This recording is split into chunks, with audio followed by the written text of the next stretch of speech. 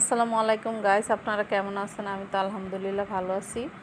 আজকের ব্লগটা এই রান্না দিয়ে শুরু করলাম সকাল থেকে। তো রান্না বান্না করতে চলে আসছি। পাশের চুলাতে হচ্ছে আম দিয়ে ডাল রান্না করব। তো ডালটা সেদ্ধ হয়ে গেছে আর একদম ঘুটে তারপরে হচ্ছে আম দিয়ে দিছি আর এখন বলক চলে আসছে। তো এই চুলাতে হচ্ছে আমি শুটকির তরকারিটা বসাবো। তো ফ্রিজে ফ্রোজেন করে রেখেছিলাম সিম, যখন সিজন ছিল সিমের তখন কিছুটা সিম রেখেছিলাম আর অল্প পরিমাণে একটু ফুলকপি রেখেছিলাম, জাস্ট অল্প। তো সেগুলোকে আজকে হচ্ছে শুটকি দিয়ে রান্না করব। আর এই তরকারিটা আমার এত পছন্দ কি বলবো। আমি এই তরকারিটা দিয়ে হচ্ছে 1 প্লেট ভাত অনায়াসে খেতে পারি, এত ভালো লাগে এই তরকারিটা। তো সাথে দিয়েছি কিছুটা বেগুন আর আলু। তো সব কিছু মিলিয়ে চ্যাপা শুটকি দিয়ে আজকে এইভাবে রান্না করব। আর আমি কিন্তু শুটকির তরকারিতে ধনিয়ার গুঁড়া দিই না। তো এখানে মরিচের গুঁড়া, হলুদের গুঁড়া আর পেঁয়াজ, চাপা শুটকি দিছি।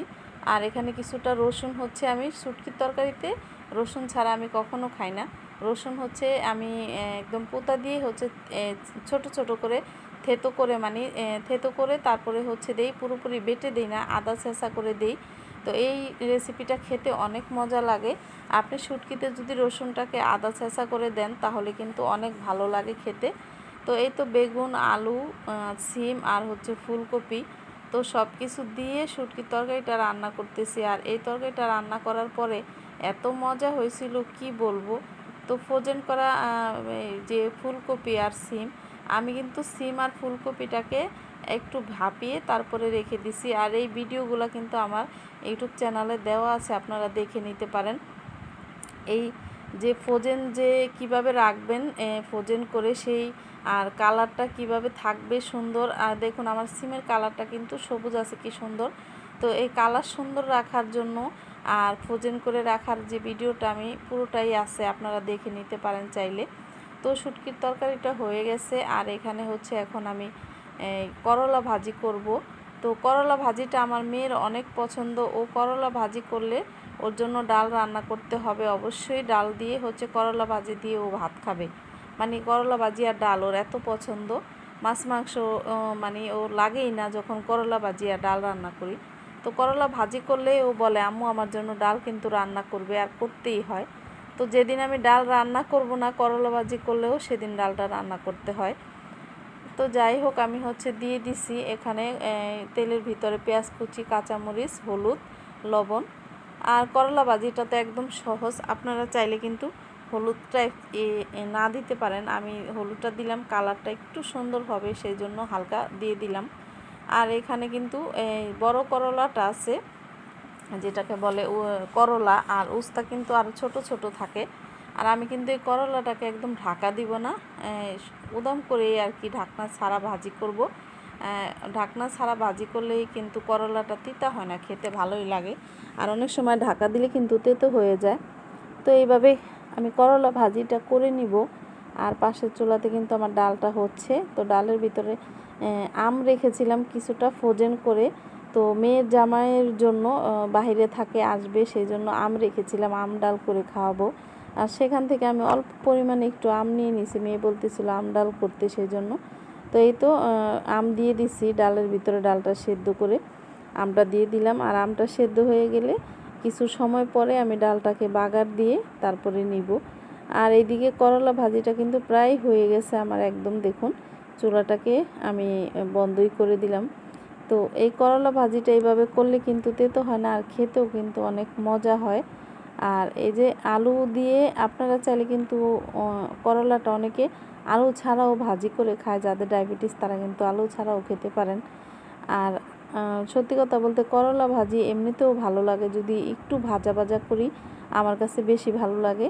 এখন মেয়ে এইভাবে খাবে হাফ সেদ্ধ, পুরোপুরি আর কি করলাটা যে একদম ভাজা ভাজা করে নিব ওইরকম ও খেতে চায় না। ও চায় যে কালারটা সবুজ থাকবে, এরকম করে খাবে। তো সেই জন্য এরকম করেই ভাজি করি। আর আমি কিন্তু আগে করলা ভাজি করতাম একদম ভাজা ভাজা করে, এখন কিন্তু সেরকম করা হয় না, যেহেতু মেয়ে করলা ভাজিটা খাওয়া শিখে গেছে। আগে ও খেত না, তো কিভাবে যেন খেতে খেতে শিখে গেছে খাওয়াটা। এখন বলে এইভাবে নাকি টেস্ট ওর কাছে বেশি। তো ও এইভাবে করে টেস্ট লাগে, এই জন্য এইভাবেই আর কি ভাজিটা করার চেষ্টা করি আমি। আর আমার ডালটা কিন্তু এখন হয়ে গেছে, আমি একটু বাগার দিয়ে নিব। পেঁয়াজ আর রসুন দিয়ে দিলাম। অনেক সময় কিন্তু শুকনা মরিচ দিয়েও আমি ডাল বাগার দিই, তো আজকে শুকনা মরিচ দিলাম না, এমনি শুধু পেঁয়াজ রসুন দিয়ে ডালটা বাগার দিলাম। আর যখন ভিডিওটা করতেছিলাম তখন হয়তো আমার মোবাইলটা একটু গরম হয়ে গেছিলো, কম দামি মোবাইল তো সেই জন্য হয়তো একটু গরম হয়ে গেছিলো, তো এই জন্য ভিডিওটা একটু আটকে আটকে আসছিলো। তো আমি কিছুটা সময় হচ্ছে মোবাইলটাকে অফ করে তারপরে আবার ভিডিওটাকে অন করছিলাম। আর আমি কিন্তু এক হাতে ডালটা এই চুলাতে আনছি, আপনারা কিন্তু কখনো এই কাজটা করবেন না। তো দেখতেই পাচ্ছেন আমার ডালের হাঁড়িটা কিন্তু হাত থেকে একটুর জন্য ফসকে পড়েনি, মানে একটু লাড়া খেয়েছিল। তো এইভাবে কিন্তু দুর্ঘটনা ঘটতে পারে অনেক সময়। তো ওগুলা রান্না হয়ে গেছে। এখন কালকে মাংস রান্না করছিলাম, মুরগির মাংস, তো সেখান থেকে 4-5 পিস মাংস রয়ে গেছে, আর সেটা বলতেছে কেউ এখন আর খাবে না। তো এইভাবে আমি যদি রান্না করে দেই সবাই কিন্তু অনায়াসে একদম খেয়ে নেয়। একদিন কিন্তু এইভাবে আমি করেছিলাম, আপনাদেরকে দেখিয়েছি। তো আজকে আবার মেয়ে বলতেছিল আম্মু মাংসটাকে এইভাবে করে দাও, তাহলে কিন্তু আমি মজা করে খাবো। অনেক ভালো লাগছিল আরেকদিন করছিলাম। তো সেজন্য মাংসটাকে ঝোল থেকে উঠিয়ে একটু ধুয়ে নিছি, আর এটাকে হাত দিয়ে চটকে একদম ছিঁড়ে ছিঁড়ে নিছি। আর এটা দিয়ে এখন হচ্ছে এমনভাবে আর কি এই জিনিসটাকে বানাবো, এটা দিয়ে আপনি গরম ভাত খেয়ে নেবেন এক প্লেট, এত মজা হয় জিনিসটা। অনেক সময় মাংস রয়ে গেলে কিন্তু খেতে চায় না, তখন এইভাবে করে আপনি নিতে পারেন, তাহলে কিন্তু অনেক মজা হয়। গরু মাংস দিয়েও করতে পারেন। আমি এখানে মশলা দিয়ে দিতেছি, পেঁয়াজটা একটু কুচি করে হালকা যখন লাল হয়েছে তখন দিয়ে দিলাম। আর এখানে হলুদের গুঁড়া, মরিচের গুঁড়া, ধনিয়ার গুঁড়া, তারপরে হচ্ছে মাংসের মশলা দিয়ে দিছি। তো দিয়ে হচ্ছে এখানে কিন্তু পানি দেওয়া চলবে না, কারণ এটা আমি ভাজা ভাজা করব মশলার সাথে, সেজন্য এখানে কোনো পানি ইউজ করব না। আর এইভাবে করে লাড়তে লাড়তে আপনি যখন তেল লাগবে কিছুটা দিবেন। আমি আবার করেছিলাম একটা কাজ, যে গরুর মাংস যে ভাজা করে রেখেছিলাম সেখান থেকে কিছুটা ভাজা যে মশলাটা, মানে মাংসটা একদম পুড়ে পুড়ে তারপরে নিচে একদম হয়ে গেছে মশলার সাথে মিশে, তো সেখান থেকে কিছুটা উঠিয়ে এখানে দিয়ে দিচ্ছিলাম, আর এই জন্য এই যে তেল বেশি। তো ভিডিওটা ভালো লাগলে অবশ্যই শেয়ার করে দিবেন, লাইক দিবেন, সাবস্ক্রাইব দিবেন। আর এই যে দেখুন কালারটা কত সুন্দর হয়েছে, এখন এটা দিয়ে কিন্তু আপনি এক প্লেট ভাত খেতে পারবেন, এত মজা হয় দেখেন। আর এই সাথে যেহেতু একটু যে মাংসের ঝোড়া মাংসের দিছি, এখন এটা কিন্তু আরও টেস্টি হয়ে গেছিলো, আরও মজা হয়ে গেছিলো।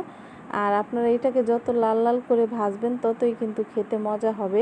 আমি কিন্তু অনেক সময় ধরে এটাকে ভেজেছি লাল লাল করে, খেতেও কিন্তু ভীষণ টেস্টি